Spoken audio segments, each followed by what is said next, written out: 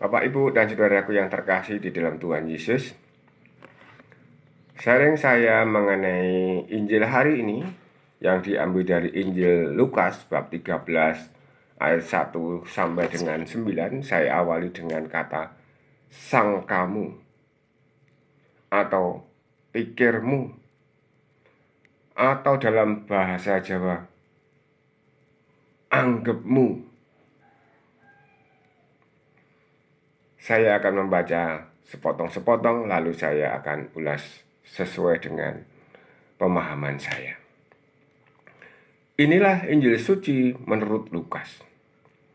Pada waktu itu beberapa orang datang kepada Yesus dan membawa kabar tentang orang-orang Galilea yang dibunuh Pilatus, sehingga darah mereka tercampur dengan darah korban yang mereka persembahkan.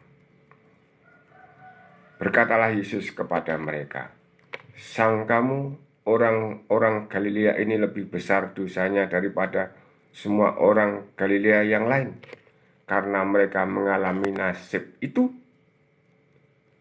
Tidak, kataku kepadamu." Dalam bagian awal ini, Tuhan Yesus didatangi beberapa orang. Sepertinya mereka mengadu. Tetapi siapakah beberapa orang itu saya tidak bisa mengatakan, karena tidak tertulis atau harus mencari data-data di tempat lain. Memberikan kabar tentang orang-orang Galilea. Ya, termasuk Tuhan Yesus juga orang Galilea, karena besarnya di Galilea. Termasuk murid-muridnya juga orang Galilea. Lalu mereka mempersembahkan. Dalam persembahan itu tetapi ada yang dibunuh. Lalu darah orang yang dibunuh itu bercampur dengan darah korban. Mereka datang untuk memberikan korban persembahan, tetapi mereka malah dibunuh. Susah bukan? Sangkamu orang-orang Galilea ini lebih besar dosanya daripada semua orang Galilea yang lain, karena mereka mengalami nasib itu, mau mengadakan persembahan tetapi malah dibunuh, dan darahnya bercampur dengan darah persembahannya sendiri. Bagaimana itu?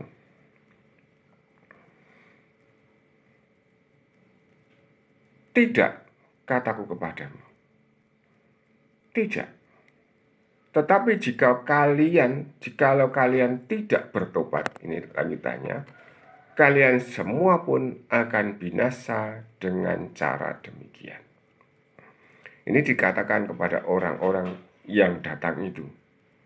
Kalau kalian tidak bertobat, kalian juga akan binasa seperti demikian. Lalu yang kedua,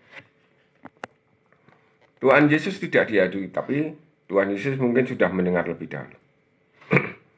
Lalu lanjutannya adalah, atau sangkamu ke-18 orang yang mati ditimpa menara dekat Siloam lebih besar kesalahannya daripada semua orang lain yang diam di Yerusalem? Tidak, kataku kepadamu. Ini ada 18 orang yang mati ditimpa menara Siloam. Menara Siloam berarti sekitar kolam Siloam atau kolam Bethesda yang biasanya banyak orang untuk mencari kesembuhan di situ. Ada 18 orang yang mati ditimpa menara Siloam. Menaranya ambruk. Tidak, kataku kepadamu. Tetapi sekali lagi, jikalau kalian tidak bertobat, kalian semua pun akan binasa dengan cara demikian. Ada dua peristiwa, satu mengenai menara Siloam, lalu yang kedua mengenai pembunuhan. Dua hal yang pada umumnya memang demikian. Kalau orang meninggal dalam keadaan yang mengerikan, lalu dihubung-hubungkan dengan dosanya. Bukankah tidak boleh demikian? Ya, tidak ada hubungan antara dosa dengan cara matinya. Tetapi Tuhan Yesus tadi juga mengatakan sampai 2 kali, jika kalau kamu tidak bertobat, kamu juga akan binasa seperti itu. Tetapi binasanya seperti apa? Kita juga belum tahu. Kalau seperti itu berarti keadaannya seperti itu. Tetapi Tuhan Yesus mungkin punya cerita lain, kehendak lain. Mungkin tidak mati biasa seperti itu. Nanti kita akan teruskan. Kemudian Yesus menceritakan perumpamaan ini. Ada seorang mempunyai pohon ara yang tumbuh di kebun anggurnya. Ia datang mencari buah pada pohon itu, tetapi tidak menemukannya. Maka berkatalah ia kepada pengurus kebun anggur itu, "Sudah 3 tahun aku datang mencari buah pada pohon ara itu, namun tidak pernah menemukannya. Sebab itu, tebanglah pohon ini. Untuk apa pohon itu hidup di tanah dengan percuma?" Pengurus kebun anggur itu menjawab, "Tuan, biarkanlah pohon itu tumbuh selama setahun ini lagi. Aku akan mencangkul tanah sekelilingnya dan memberi pupuk kepadanya. Mungkin tahun depan akan berbuah. Jika tidak, tebanglah." Inilah Bapak Ibu dan saudaraku yang terkasih di dalam Tuhan Yesus, bacaan hari ini yang menurut saya mengerikan. Ada diakhiri dengan akhiran dengan istilahnya perumpamaan. Dalam perumpamaan ini saya menganggap demikian. Pohon ara yang ditanam atau tumbuh di kebun anggur, itu kebun anggurnya pasti dibuat rapi, dibuat baik, ada bentengnya, ada pagarnya. Dan pohon ara biasanya tidak ada pagar seperti itu. Tetapi dia tumbuh di situ, namun tidak berbuah. Sudah enak di situ, ditempatkan di situ, tetapi tidak ada buahnya. Demikian pula dengan orang-orang Israel itu yang datang kepada Tuhan Yesus. Mereka yang datang itu adalah orang-orang yang notabene adalah orang-orang pilihan Allah. Notabene dekat dengan Tuhan. Notabene pada saat itu juga ada bersama dengan Tuhan Yesus. Tetapi mereka tidak bertobat. Kebinasaan apa yang akan terjadi?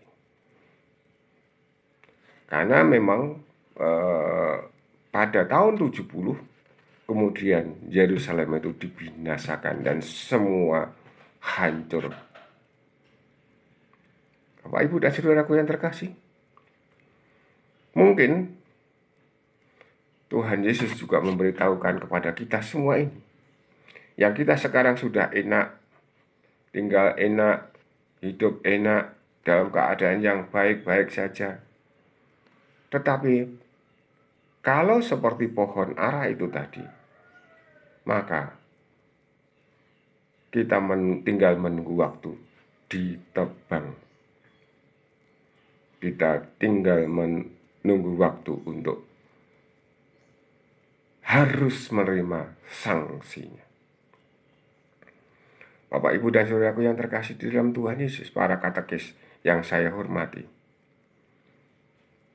Di sini bukan artinya mau membuat kita takut, tapi memang demikianlah. Namun, kata bertobat itu bisa pula berarti bahwa kita mohon pengampunan dosa. Seperti yang kemarin sudah kita sharingkan. Tetapi juga bisa pula bertobat itu beralih dari iman yang lama menuju iman yang baru.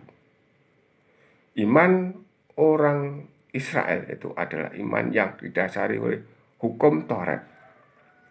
Lalu berpindah kepada iman yang baru, iman yang didasari pada Sang Mesias, Yesus Kristus itu. apakah mereka bertobat? Apakah mereka lalu percaya kepada Tuhan Yesus? Seperti hanya Petrus menyatakan, Engkaulah Sang Mesias, Anak Allah yang hidup. Bapak, Ibu, dan saudaraku yang terkasih di dalam Tuhan Yesus, mari kita semakin berbuah. Kita mencoba mengusahakan diri. Biarkanlah kita dipupuk, biarkanlah kita dicangkuli sekitar kita. Kita bisa semoga berbuah dengan baik, manis, berbuah untuk lingkungan kita, berbuah untuk keluarga kita, berbuah untuk kehidupan kita sehari-hari, berbuah untuk gereja kita. Dan rasa buah itu pun manis bagi seluruh orang yang kita temui. Amin. Berkah dalam.